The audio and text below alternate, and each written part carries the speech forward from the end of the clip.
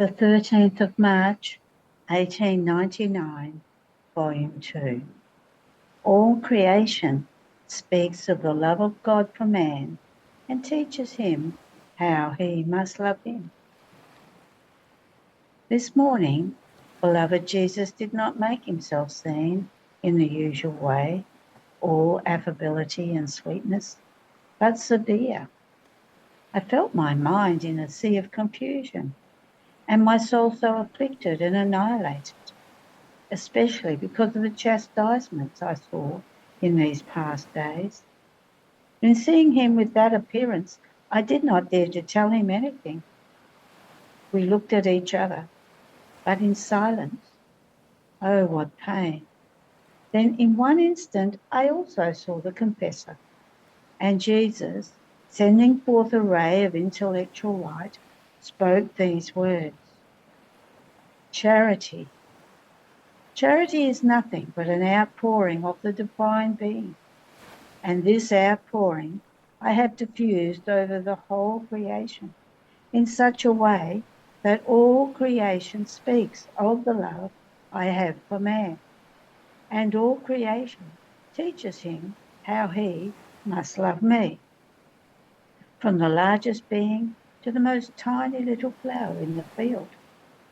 See, it says to man, with my sweet fragrance, and by always facing the sky, I try to send a homage to my Creator. You too, let all your actions be fragrant, holy, pure. Do not offend my Creator with the bad odour of your actions.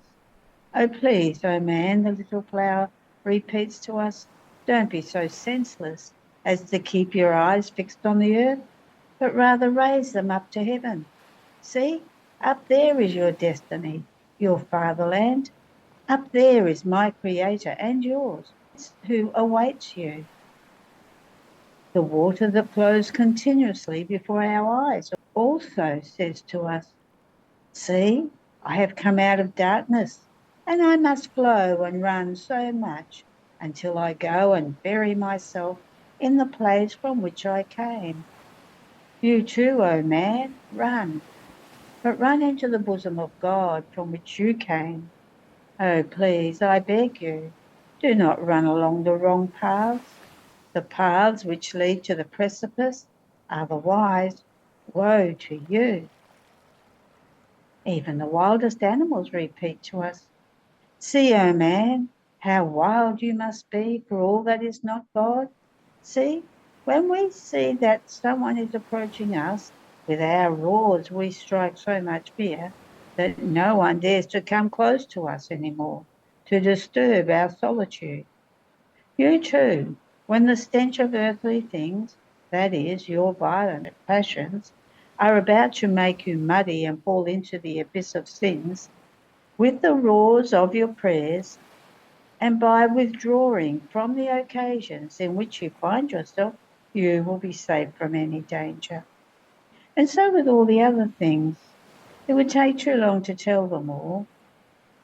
With one voice they resound among themselves and repeat to us, see, O man, our Creator made us for love of you, and we are all at your service. And you, don't be so ungrateful. Love, we beg you. Love, we repeat to you. Love our Creator. After this, my adorable Jesus told me, this is all I want. Love God and your neighbour for love of me. See how much I have loved man, and he is so ungrateful. How could you not want me to chastise them? At that very moment I seemed to see a terrible hail and an earthquake, which is to cause considerable damage to the point of destroying plants and men. Then with all the bitterness of my soul I said to him, my always lovable Jesus, why so indignant? If man is ungrateful, it is not so much because of malice, but because of weakness. Oh, if they knew you a little bit, oh, how humble and palpitating they would be. Therefore placate yourself. I commend to you at least Karato, and those who belong to me. As I was saying this, it seemed to me that something was to happen also in Karato, but it would be nothing compared to what would happen in other towns. End of the reading. The 13th of March, 1906, Volume 7.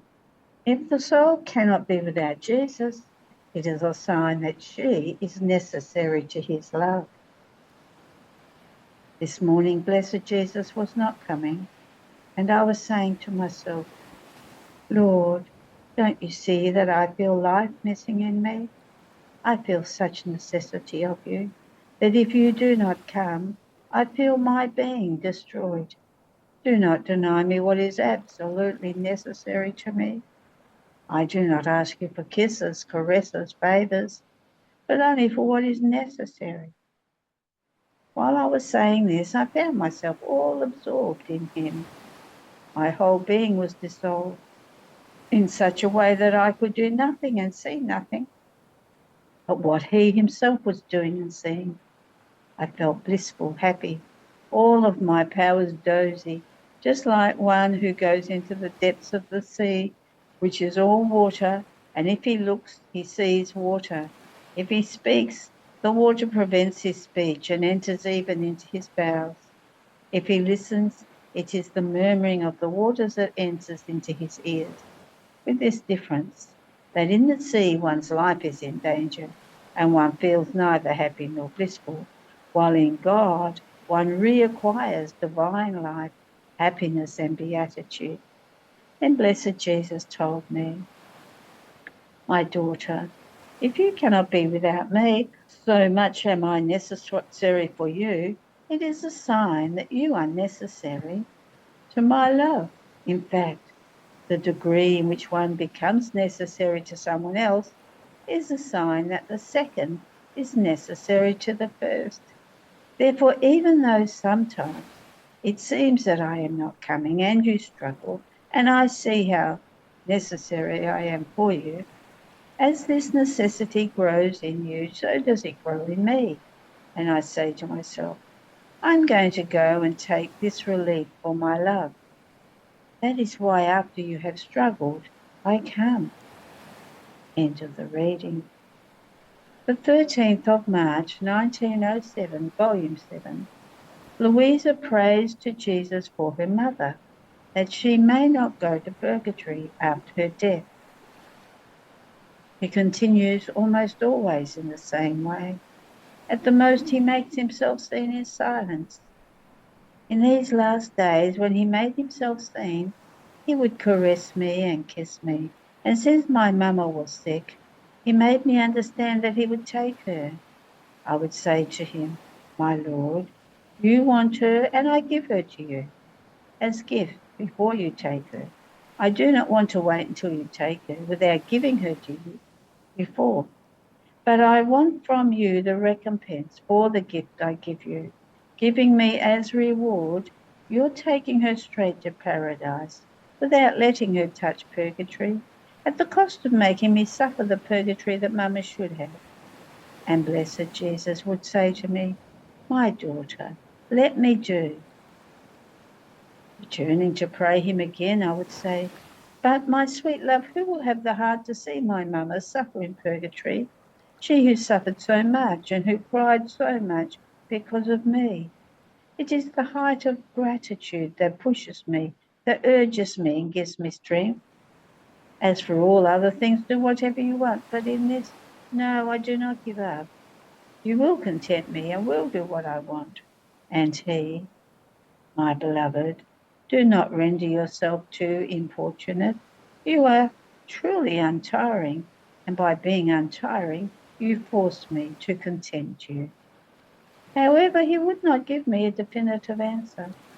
I would return to storm him and would cry like a child, and praying him again. I kept offering what he suffered in his passion, minute by minute, hour by hour, applying it to the soul of my mother, that she might be purged and embellished, and I might obtain my intent. And he would add, drying my tears. But my dear beloved one, do not cry. You know that I love you. Can I not content you?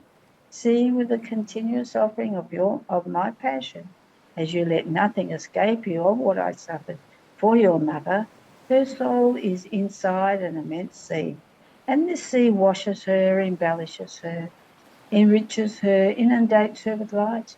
And to assure you that I will content you, when your mother dies, you will be surprised by a fire and will feel burned. I remained content but not certain, because he had not yet told me whether he would take her straight to paradise. The 13th of March, 1908, Volume 8. The warmth of the union with Jesus dispels from the soul the cold of human inclinations. While I was in my usual state, a demon came who did strange things, but as soon as he disappeared, I no longer thought about it, to the point of forgetting about his strange behaviour, occupying myself with my highest and only good. Later, however, a thought came to me. How bad and insipid I am. Nothing makes an impression on me. And blessed Jesus told me, my daughter, there are certain regions in which the plants are not subject to cold, to frost, to snow, and therefore they are not stripped of their leaves, flowers, and fruits. And if they take some breaks, it is for a short time, so that when their fruits are picked, there may be the necessary time for others to grow. In fact, warmth fecundates them in an admirable way, and they are not subject to slowness as the plants in cold regions. These poor plants, because of frost and snow, for long months are subject to producing very few fruits, and for a very short time, almost tiring the patience of the farmer who has to pick them. Such are the souls who have reached union with me. The warmth of my union dispels from them the cold of human inclinations, which, like cold, renders them sterile and stripped of leaves and of divine fruits. The frosts of passions, the shows of disturbances, block the fruits of grace in the soul. But since they remain in the shadow of their union with me, nothing makes an impression on them any more. Nothing enters into their interior which may disturb our union and our rest. The whole of their lives turns within my centre.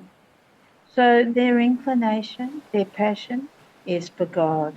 And if sometimes there is a little break, it is nothing but a simple hiding of myself in order to give them a surprise of greater consolations, and therefore be able to enjoy in them more delicious fruits of patience and of heroism, which they have exercised during my hiding.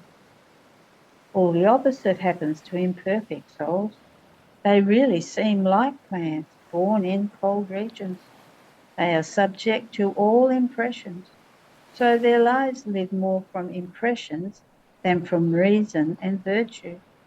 Inclinations, passions, temptations, disturbances, and all the events of life are like colds, snows, frosts, hails, which prevent the development of my union with them.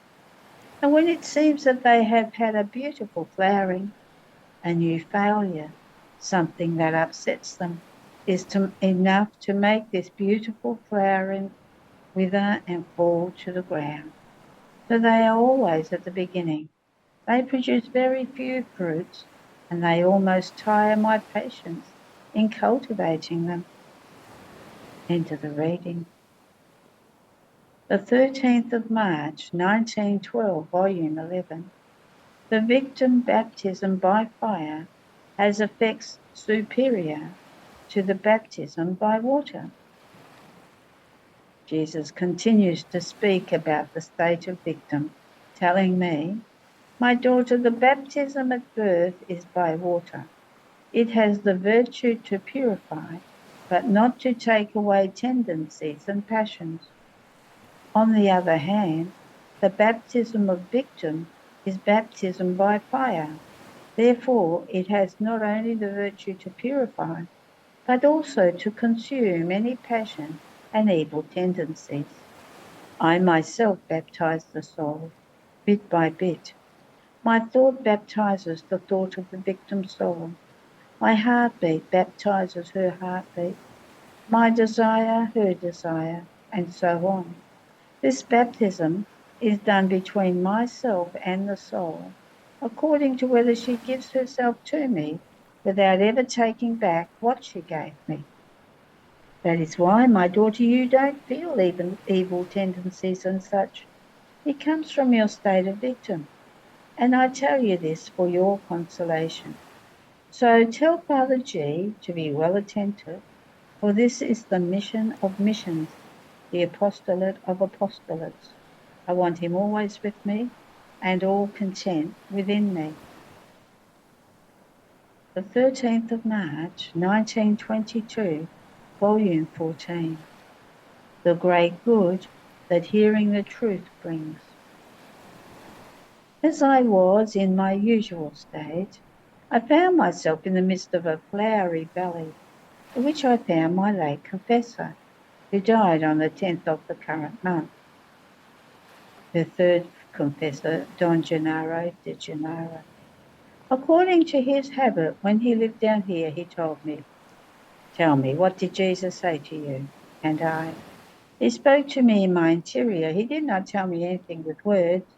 And you know that I don't take into account the things which I hear in my interior. And I want to hear also what he told you in your interior. And as though forced, he told me, "My daughter, I carry you in my arms.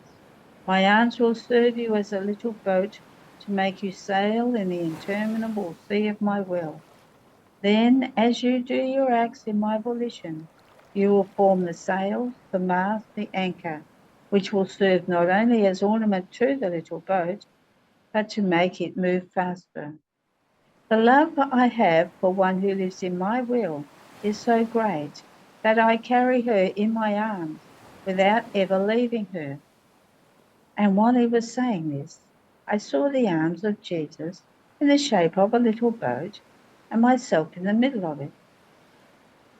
On hearing this, the confessor told me, "You must know that when Jesus speaks to you and manifests his truths to you, rays of light drop upon you.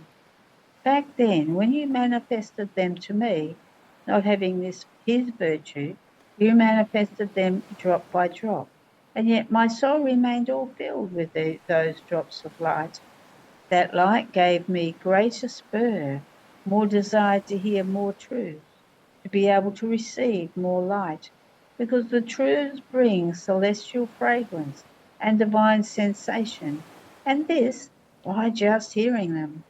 What will it be for those who practice them? This is why I desired so much to hear what Jesus told you, and I wanted to tell others. It was light and fragrance that I felt, and I wanted others to share in them. If you knew the great good that my soul has received in hearing the truths which Jesus was saying to you, how it still drips with light and emanates celestial fragrance, which not only gives me refreshment, but serves as light to me and to those who are near me. And as you do your acts in the divine volition, I take special part in them, because I feel the seed of his most holy will, which you were sowing in me. And let me see your soul. How does it drip with light? He opened himself on the side of the heart, and I saw his soul, all dripping with light. Those drops were merging and separating, one flowing over the other. It was beautiful to look at. And have you seen how beautiful it is to hear the truths? Those who do not hear them drip with such a darkness as to be terrifying. End of the reading. The 13th of March, 1924, Volume 16. True love can hide nothing to the beloved of what it has in its heart. The immense light of the divine will contains and carries everything, pains and joys, in order to perform its crafting. So it did in Jesus, and so it does in the soul. I felt like dying because of the privation of my sweet Jesus. And after much hardship, he moved in my interior, and he shared his pains with me, but so much that I felt like suffocating. I felt the rattle of agony, and yet I myself am unable to tell who was the cause of my pains. I only felt an immense light, and this light turned into pain for me. Then, after having somehow suffered, my adorable Jesus told me, "My daughter, this is why I did not want to come, because the pains I suffered were many, and in coming to you, my faithful one who is inseparable from me, my love would have led me to share them with you. And in seeing you suffer, I would have suffered in seeing you suffer because of me." And I, my Jesus, how you have changed. It shows that you no longer want to suffer together with me. You want to do it by yourself. After all, if I am no longer worthy to suffer together with you, do not hide, but come without making me suffer. It is true that not taking part in your pains would be a nail too piercing for me, but it would be less painful than your privation. And Jesus, my daughter, you do not know the nature of true love, and this is why you speak in this way. True love can hide nothing to the beloved, either joys or pains. For one sorrowful thought, for one fibre of the heart, which it hides and does not pour into the beloved, it feels as though separated from her, discontent, restless, and until it pours all its heart into the loved one, it cannot find rest. So coming without pouring in you all my heart, my pains, my joys, and the ingratitude of men would be too hard for me. I would rather content myself with remaining as though hidden in the depth of your soul, instead of coming without sharing with you my pains and my most intimate secrets. Therefore I will be content with suffering in seeing you suffer, rather than not pour all of my heart in you. And I, my Jesus, forgive me.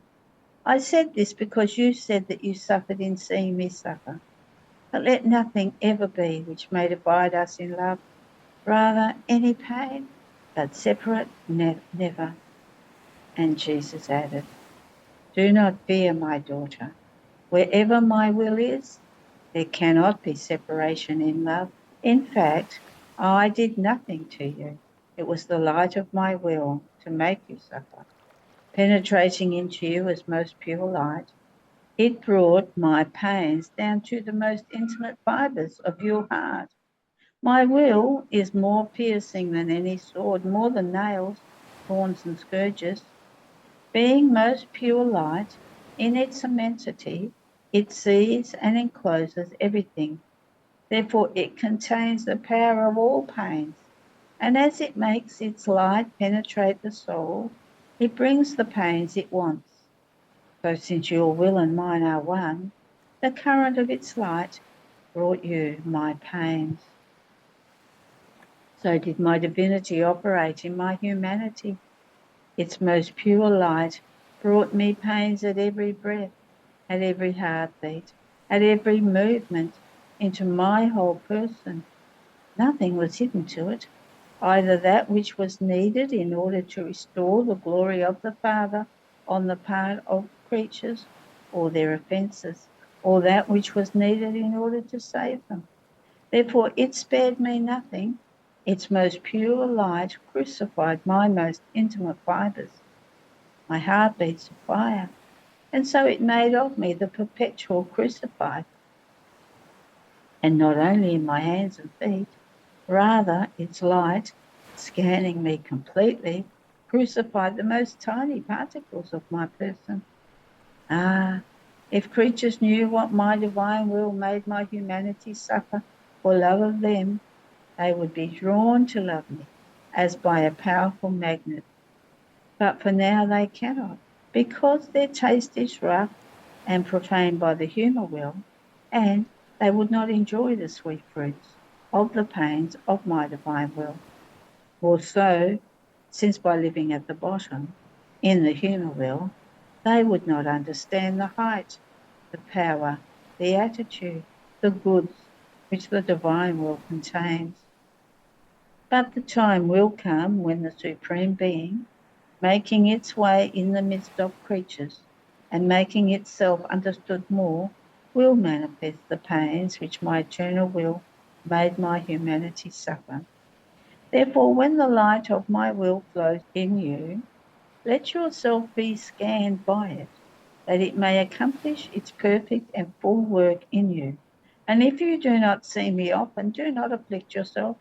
These are the new events which are preparing unexpected things for the poor world. But the light of my will never be lacking to you. After this, my adorable Jesus disappeared, and I felt as though submerged in his will. I felt my poor littleness in contact with the divine greatness, height, and immensity, my misery touched by divine riches, my ugliness touching the eternal beauty. In his will I lived of the reflections of God, and while receiving everything from him, I found everything, and I carried all creation on my lap at the feet of the eternal majesty. It seemed to me that in his will I did nothing but ascend to heaven and descend upon earth, to ascend again in order to bring all generations to love him for all and to make him loved by all. Then while I was doing this, my sweet Jesus made himself seen again and told me, my daughter, how beautiful and delightful it is to see the creature live in our will. She lives from our reflections, and while living from our reflections, she absorbs the likeness of her Creator within herself. So she is embellished, enriched, enlarged, so much as to be able to take every one and to bring all to us. And she draws so much love from us as to be able to love us for all. And we find in her all our love, which we delivered in creation, our satisfaction, our contentment, and the return of our works. Our love for the soul who lives in our will is so great that by virtue of our will, the soul becomes that which we are by nature.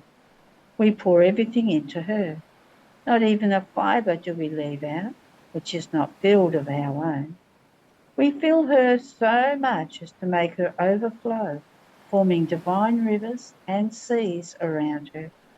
And we descend into these seas to amuse ourselves, admiring our works with love and feeling fully glorified. Therefore, my daughter, live in the most pure light of my will. If you want your Jesus to repeat again that word which he said in creating man, by virtue of our will, let us make this soul in our image and likeness. End of the reading.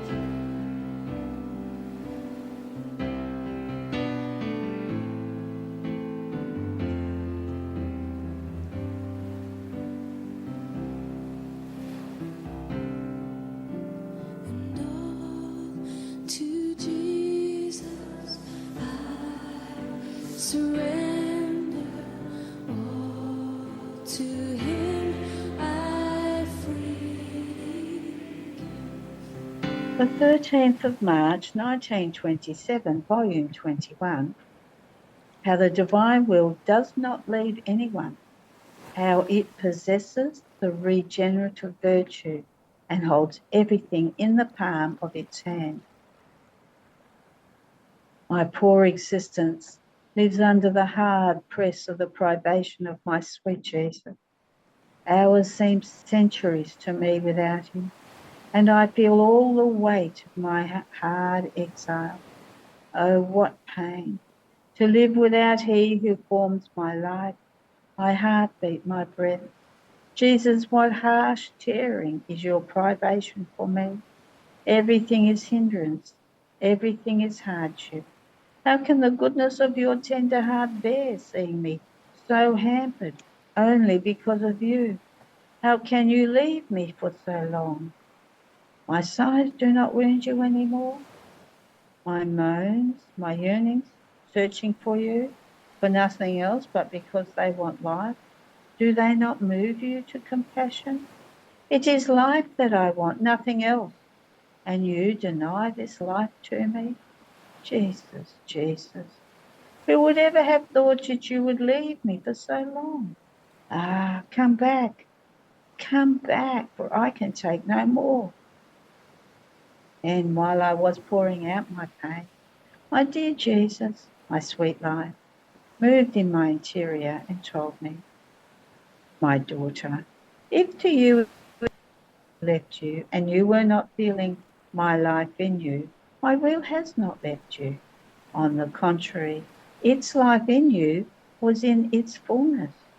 Indeed, it does not leave anyone, not even the damned in hell.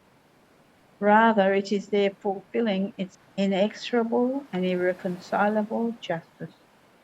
In fact, in hell there is no reconciliation. Even more, it forms their torment. It is right that one who did not want to receive it in order to be loved, made happy and glorified, receive it to be tormented and humiliated. Therefore, my will does not leave anyone, either in heaven or on earth or in hell.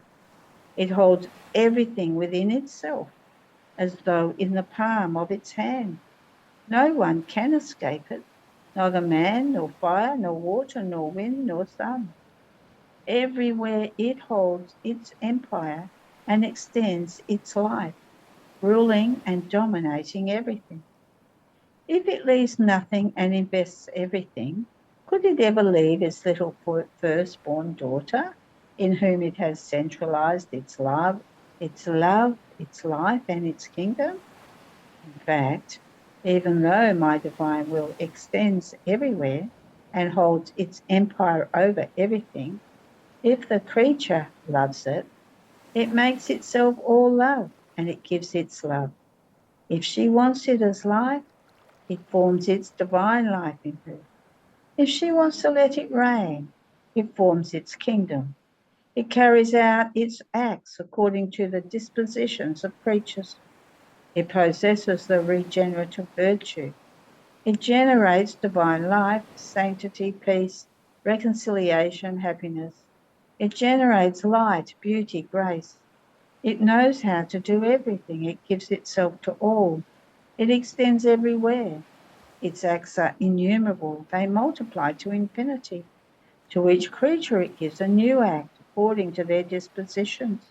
Its variety is unreachable. Who can ever escape my will? No one. One would have to go out of creation or be a being not created by us, which can never be, because the right of creating is only of God. Therefore, my will never leave you, either in life or in death or after death. More so, since by regenerating you as a special birth from itself, both of you want that it form its kingdom. I am there in my full triumph. Can there ever be a will without the person who possesses this will? Certainly not. And do not be surprised if you often feel as if my life were ending in you. You feel it ending, but it is not true. It happens as to created things that seem to die, but then they always rise again. The sun seems to die, but it is because the earth, in rotating, loses the sun, and so it seems to die. But the sun lives and remains always in its place. And this is so true that as the earth keeps rotating, it finds its sun again, though rising again to new life for it. On earth, everything seems to die. The plants, the beautiful flowerings, the delicious fruits. But afterwards, Everything rises again and acquires life.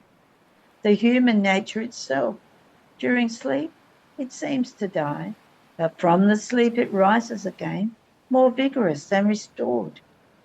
Among all created things, only the heavens are always fixed and never die, symbol of the stable goods of the celestial fatherland that are not subject to changes. But all other things, the water, the fire, the wind, everything, they seem to die, but then they rise again, all animated by my will that is not subject to death, and that possesses the act of making all things rise again as many times as it wants.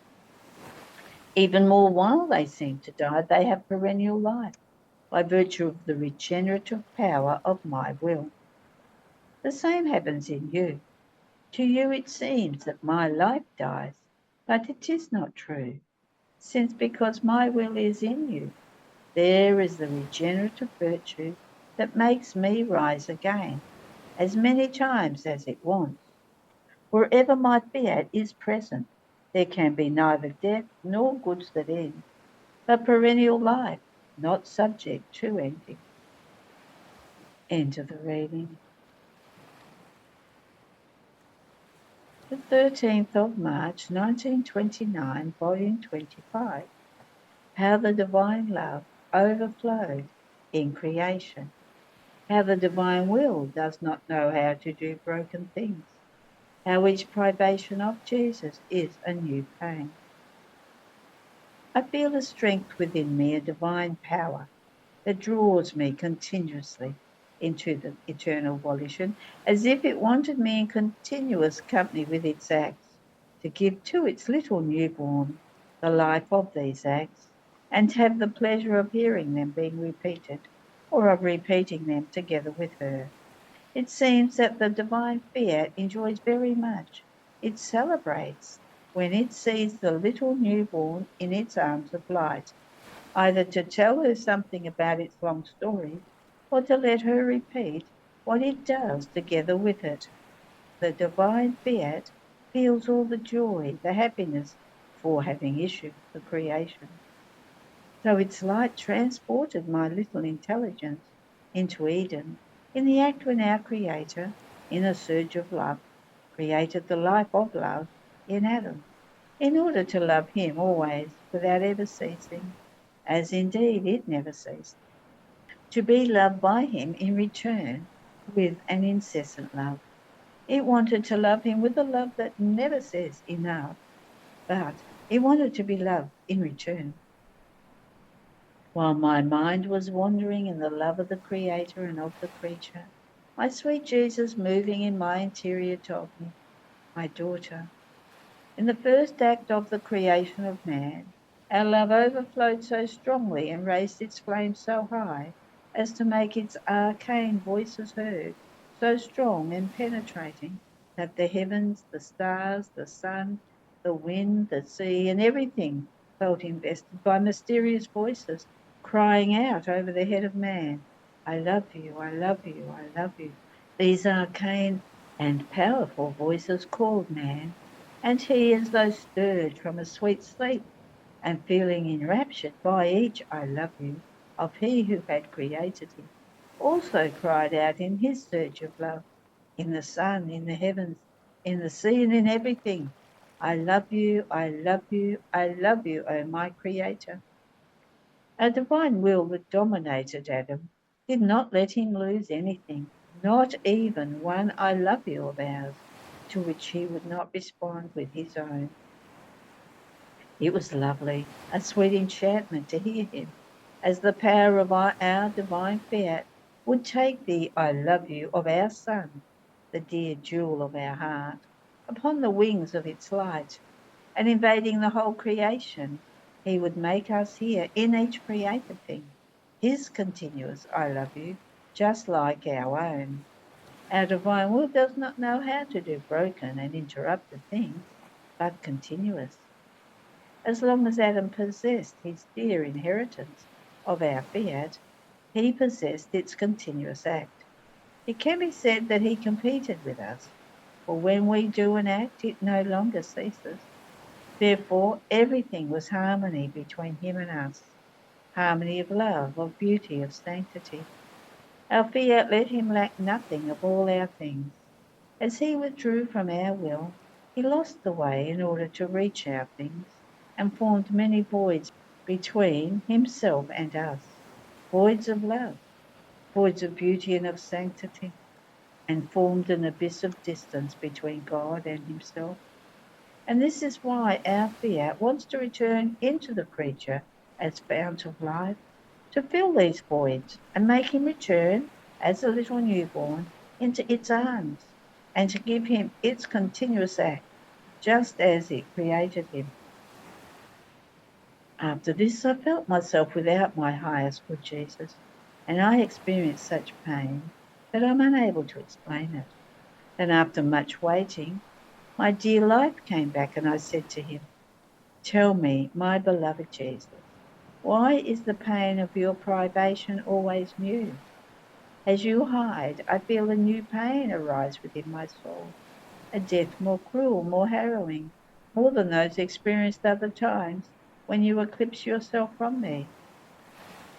And my always lovable Jesus told me, "My daughter, you must know that every time I come to you, I communicate to you a new act of my divinity. I communicate to you now a new knowledge about my divine will, now a new beauty of mine, now a new sanctity of mine, and so with all our divine qualities. This new act that I communicate to you causes that, when you remain without me, this greater knowledge brings a new pain into the soul, because the more one knows the good, the more one loves it, and the new love brings the new pain when you remain without it. This is why when you remain without me, you feel that a new pain invades your soul. But this new pain prepares you to receive, and the void is prepared in you, in which to place the new knowledges about the divine will. The pain, the new harrowing death that you suffer because of my privation, is the new call that, with arcane and mysterious and enrapturing voice, calls me, and I come, and in return I manifest to you a new truth that brings you the new life of your Jesus.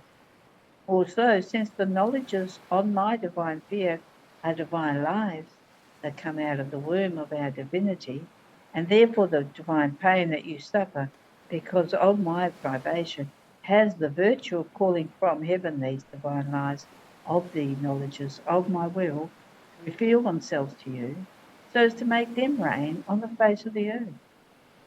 Oh, if you knew what value one single knowledge on my divine will contains, what good it can produce, you would hold it as the most precious relic, and one kept as more than sacrament. Therefore let me do, and abandon yourself in my arms, waiting for your Jesus to bring you the divine lives of the knowledges of his fiat. End of the reading.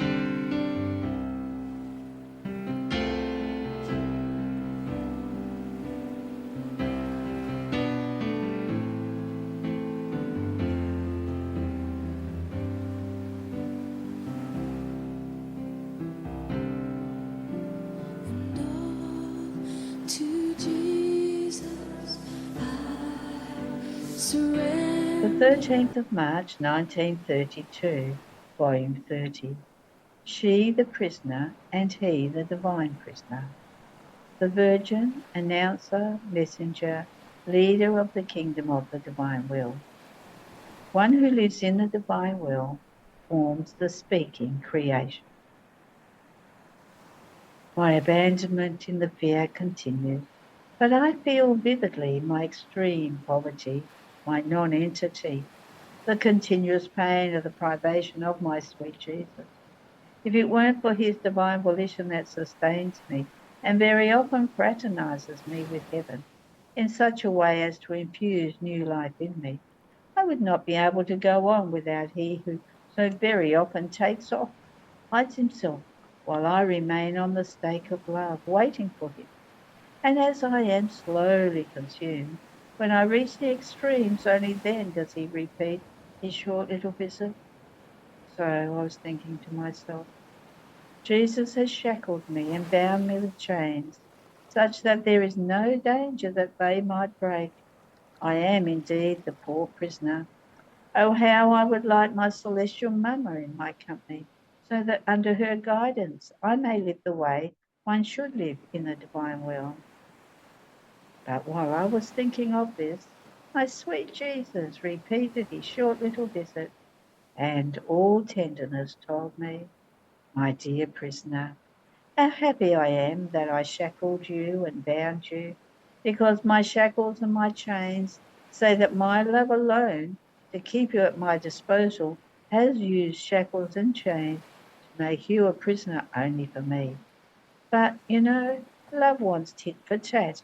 If I made you a prisoner, first I made myself prisoner for you in your own heart. And not wanting to be alone, I made you prisoner, so as to be able to say, we are two prisoners, such that one cannot be without the other. In this way, we will be able to prepare the kingdom of my divine will. The works done on one's own are not enjoyable, but company renders them pleasant. It pushes one to work. It sweetens the sacrifice and forms the most beautiful works. And in seeing you call our celestial Mamma as your guide, your prisoner Jesus exulted with joy in having her sweet company in our work. You must know that she was the true and celestial prisoner of my divine will. Therefore, she knows all the secrets, the ways. She possesses the keys of its kingdom. Even more, for each act that the queen prisoner did, she prepared in her act the place to receive the act of the creature done in the divine will. And oh, how the celestial sovereign stands in waiting and at attention to see whether the creature operates in my fiat, so as to take these acts with her maternal hands and enclose them in her acts as pledges, as antidotes, that the kingdom of the divine will is wanted upon earth. So this kingdom was already formed by me and by the celestial lady. It already exists. It only has to be given to the creatures. In order for it to be given, it is necessary to know it.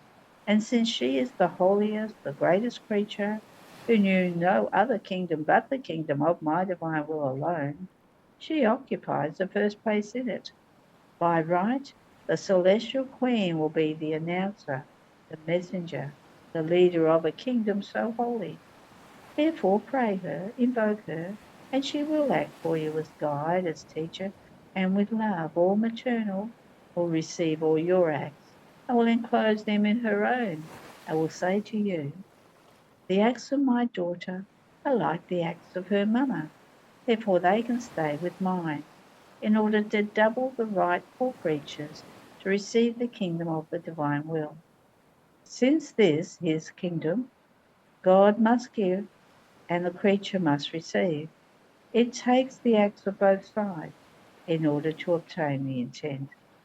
So she who holds more ascendancy, more power, more empire over the divine heart, is the sovereign of heaven. Her acts will be at the head, with the retinue of the other acts of creatures, changed into divine by virtue of my will, to give them the right to receive this kingdom. And God, in seeing these acts, will feel moved to give it for the sake of that love that he had in creation, as he created everything, so that his will be done on earth as it is in heaven, and each creature be a kingdom of his will that would have its total dominion. Therefore, always forward in operating and living in the supreme fiat. After this, my mind was wandering in the divine volition. My sweet Jesus added, my daughter, the soul who enters into my will converts into light, and all her acts, without losing anything of their diversity, of their nature, and of what they are in themselves, are vivified and animated by light.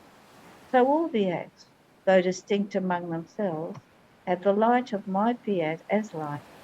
and my fiat delights in forming with its life of light now the thought, the word, the work, the step, and so forth. And the soul, as the original heaven, animated by the fiat, forms with her acts the sun, the stars, the sea that always murmurs, the wind that moans, that speaks, that shouts, that whistles, that caresses and forms its refreshments.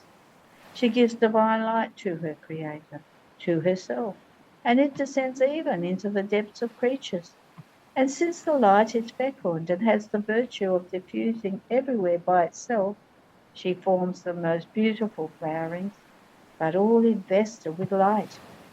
And here is how my divine will repeats its beloved creation in the soul who lives in its light, or rather an even more beautiful one, because the creation is mute, and if it eloquently speaks, it does so always in its mute language, while the creation it forms in the soul is all speaking.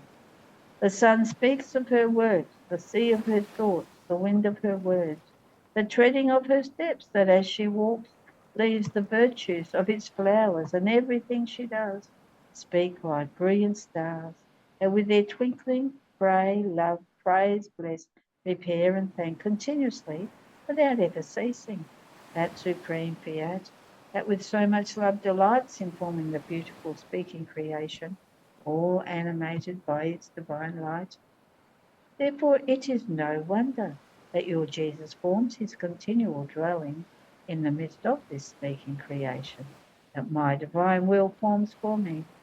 It would be more surprising if I were not there, because the owner, the king who has formed it for himself with so much love, would be missing. Why form it if I were not to dwell inside of it and enjoy my lovely speaking creation?